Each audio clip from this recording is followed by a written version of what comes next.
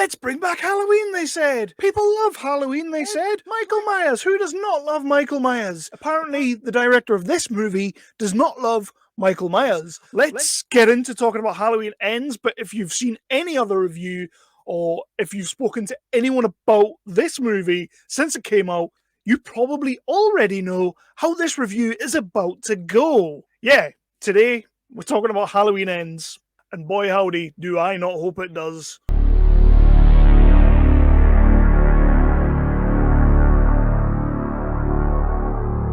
My name is Kevin Halden. This is Nerdly Out Loud, the official channel of nerdly.co.uk, your favourite British home for all of your news, reviews, and exclusive interviews. We like to cover everything from the big budget to the low budget to the no budget, with a special keen interest on the lower end of the scale. That's where my heart lives, and it's where it lies. I like to pimp out those guys to you. And while I'm quickly on that, How to Kill Monsters, Stuart Spark, his movie on the Indiegogo or Kickstarter, I think it was the Kickstarter, the movie got funded. Can't wait to see what he's doing over there because we loved that first movie, so this is going to be awesome. Do all of those amazing, wonderful, awesome things that really help us out on the channel, help us with the algorithm and everything like that, helps YouTube put us front and center. Probably not front and center, but somewhere near the front of the back. Yeah, so please do hit that like button, hit that subscribe, and ding the notification bell. The notification bell will let you know whenever I've dropped an episode, and you won't have to go looking for me, or I won't have to come looking for you and shove my verbiage into your ear holes. Because, let's be honest, everybody likes to have their ear holes filled.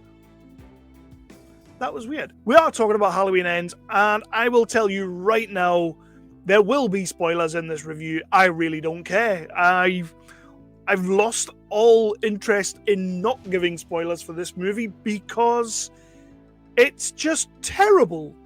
And I don't want you to waste your time. Let's get into Halloween Ends. It's been 4 years since Michael Myers vanished without a trace. Hello?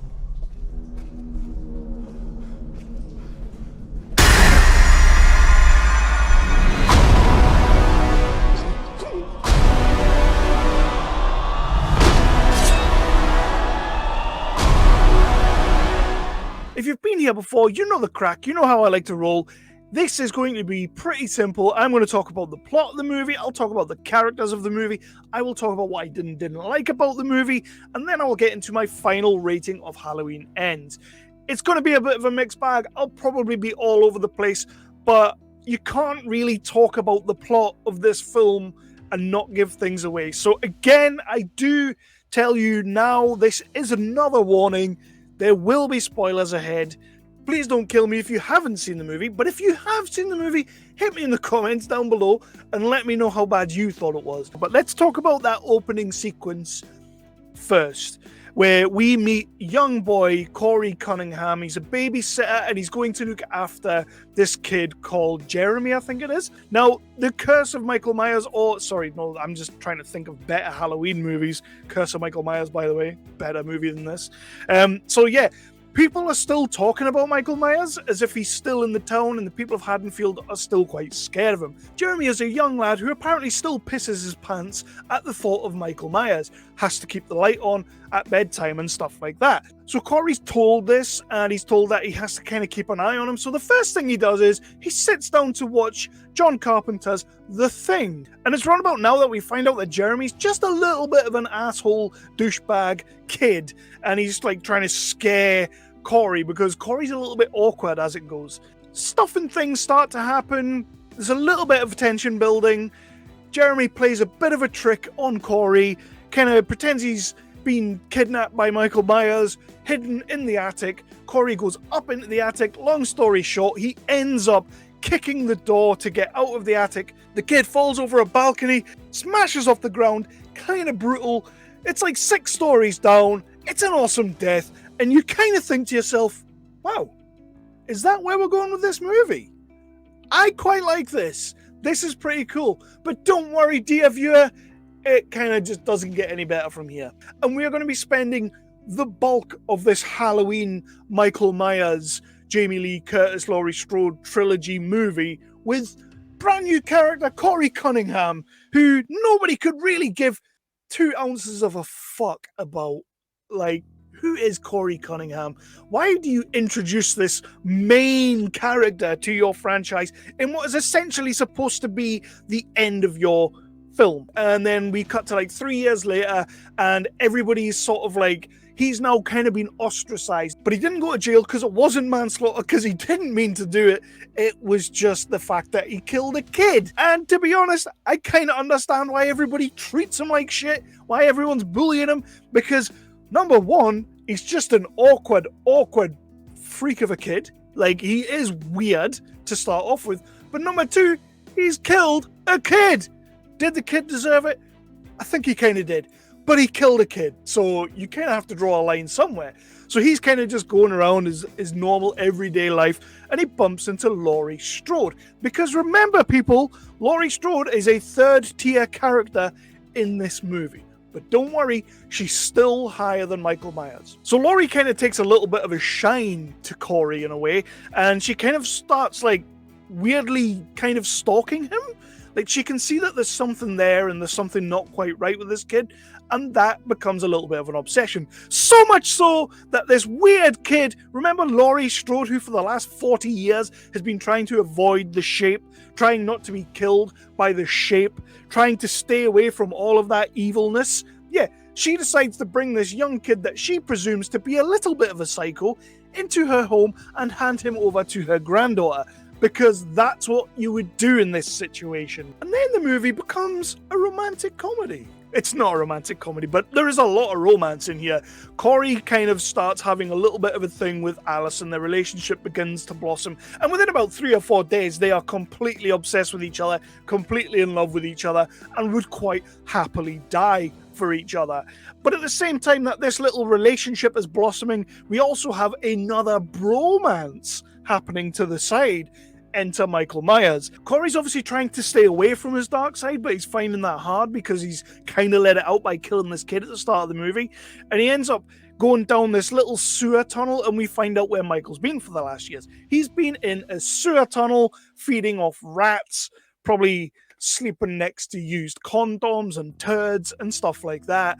But yeah, that's what Michael Myers has been doing for the last 4 years, because director David Gordon Green has decided that Michael Myers isn't going to be in this movie. Corey ends up going down there, and he ends up bumping into Michael, and Michael kind of has him by the throat and everything, and he's behind this concrete wall, but he's got the kid by the throat, and they look each other in the eyes. They're totally giving each other fuck eyes. It's awesome. Like, you kind of feel like the sexy time coming in the tunnel. It doesn't happen, but I would have been probably more open to that than what happens in this movie. Because they look at each other so intensely and so lovingly, Michael apparently transfers some of his evilness over to Corey, and Michael's just going to be a bum for a little while until he kills the guy, and then, like, basically Highlanders the guy. Like, he takes his spirit, and not literally, like, you don't see the spirit coming out of him like Highlander, but it might as well be one of those moments where, you know, Michael Myers gets the quickening. So that is your movie. Basically, Corey is falling in love with this girl. It happens pretty much instantly. He's also falling in love with Michael. So you've got a romance on the side, then you've got a buddy cop movie on the other side, which is pretty cool, to be fair. It could have been a lot better, but they just didn't really go for it, if you know what I mean. And then you've got Laurie, who's kind of a little bit worried that she might have set a granddaughter up with a psychopath, even though that's what drew her to him in the first place. Right, let's talk about the cast and crew. I'm a fan of Jamie Lee Curtis. I love Jamie Lee Curtis. Laurie Strode is one of the best characters Jamie Lee Curtis has ever played. It's definitely the one that people really, really know her for. She's been playing this character for 40 years now, on and off, and she always seems to know who Laurie is in that moment. The problem is, this movie doesn't know what it is. This movie is 2 to 3 to 4 different things, and then it kind of remembers about 20 minutes from the end, oh shit, Michael Myers actually has to be in this movie, so they shoehorn him in towards the end, and we actually get a little bit of Laurie and Michael back and forth. Like, think Jason versus Freddy. That's what I wanted in this movie. I wanted Laurie to be going absolutely balls to the wall. I am going to finally kill Michael Myers, spoilers, she does kill him, but by that point, we've kind of lost interest in the entire arc of this story. But that's not a problem, because so did the director and the writer. They lost interest. But yeah, Jamie Lee Curtis, I'm not entirely sure what she's doing in this film. She's kind of off the wall at times, and she should probably still be in that mental institute from Halloween Resurrection. Better movie, by the way. We're just going to keep naming Halloween movies that are better than this. The acting she's doing isn't terrible. It just doesn't make sense for me. It doesn't make sense. Granddaughter Allison is played by Andi Matichak. I can't really say anything massively wrong about this actress and her role in the movie, because she's doing what she's sort of meant to do. She's meant to be Laurie Strode's granddaughter, and she does that well. You know, it's not hard to do that, but she does that well. She's meant to be falling in love with this absolute psychopath. I mean, a little bit too easily, if you ask me, and she's not asking any questions about the weird random shit he's doing, so it kind of does fall a little bit flat in moments. There is zero, and I mean zero, chemistry between these two, to be completely honest. But then again, in a minute I'll be telling you how Rohan Campbell, in fact I'll just say it now, has zero chemistry with anyone. Andi Matichak she's fine in the movie. She does okay. She does what she's supposed to do. But Rohan Campbell, the guy that plays Corey Cunningham, I don't know if this is just a case of, because it's a new character that I genuinely didn't really give two shits about.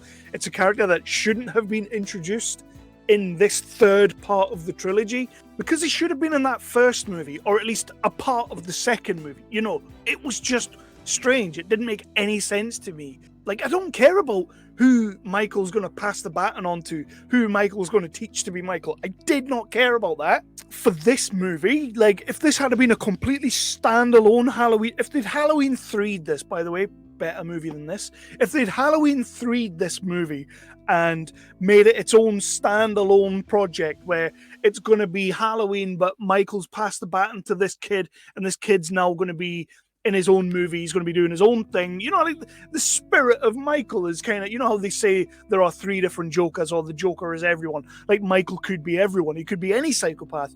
But you can't do that in the third movie. You can't do that in this third movie when we're already invested in these stories. Anyway, that might be why I didn't like the character of Corey Cunningham. It's maybe why I couldn't vibe with the actor Rohan Campbell. Because, to be honest, he's not doing much wrong.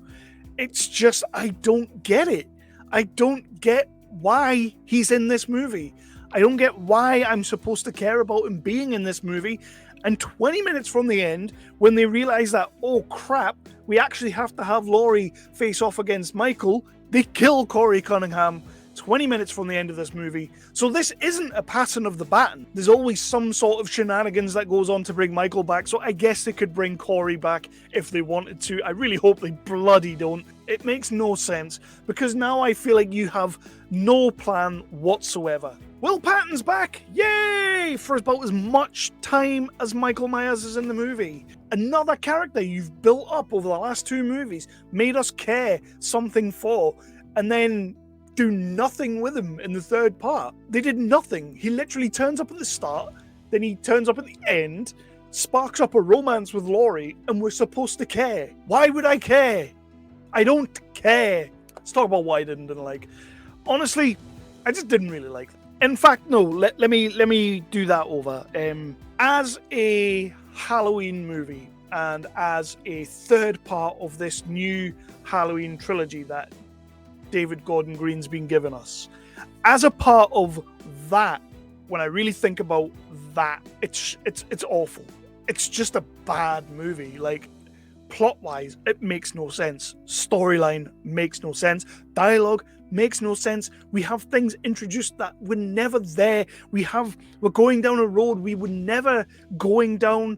This is Rian Johnson levels of subversion of expectation. Weiss and Benioff have got nothing on this kid. They've got nothing on him. And the worst of it is, he's doing it in a horror movie that doesn't need to be this. It doesn't need to be this. It's a Halloween movie. Do something a little bit different, of course, but There's a formula to these things. Make a friggin' Halloween movie. Give us some Freddy versus Jason vibes when Laurie takes on Michael, and the big epic showdown at the end of the film. Build towards that. Give us that. Send the people away home happy. Not thinking about Corey Cunningham. There's a movie in there. I feel like there's a good movie in there. I feel like there's a good story that can be told in there as its own thing. And by that, I mean remove Laurie Strode, which they kind of sort of did anyway. Remove Michael Myers, which they kind of definitely did. Remove all of that. Just have it be its own thing. A little, like a young teenage lad accidentally kills this kid. A couple of years later, bumps into someone who's a little bit of a psychopath, teaches him the ways, and then we go from there. You could even start a new franchise. This could be a pretty decent thing. We might feel something for him, but as it stands, you've put him in this universe, and I can't feel anything for him, and I don't want to. And again, I'm sorry to Rohan Campbell if I'm giving too much crap to you. It isn't your fault. It is not your fault. There is one or two things that I do quite like. The final showdown with Laurie and Michael, it is pretty decent. It's pretty decent. But by this point, he's already a homeless bum who, I guess that's what he always was. But at this point, he's at that stage, and it's not going to be hard to kill him, so let's just get it over with. And she kind of does. Like, it's not hard for Laurie to kill him. It really isn't. Like, yeah, there's a little back and forth, but it's not a hard death. It's not a hard kill. On that, some of the kills in this movie are pretty damn brutal, pretty damn good, and it's what you expect from some brutal kills in a Halloween movie. It's what you expect, it's what you hope for. You definitely got that in spades, even though the kill count for me was pretty low in this movie. And to be fair, a bunch of them weren't even Michael. In fact, most of them weren't even Michael. I think did he kill anyone? Did he kill anyone? Something else that I really do like is that the fact that the movie ended. So you know what? I'm just going to get into my final rating of this movie because I'm obviously not a fan. I do hope people go and see it. People should always go and see movies. People slave over these movies. There are a lot of people involved that make these movies. It's just a shame that there's all this money that goes into a film like this, a franchise like this, has the following that it has with all the people out there. It's a cult favorite. Everybody knows Michael Myers.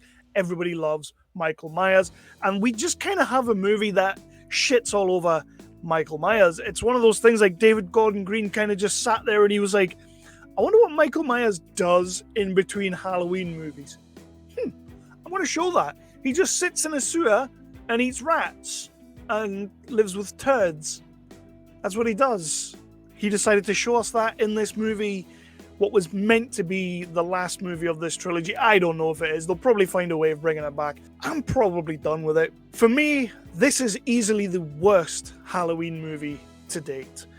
I would put H2O above this. I loved H2O anyway, but I mean, better movie.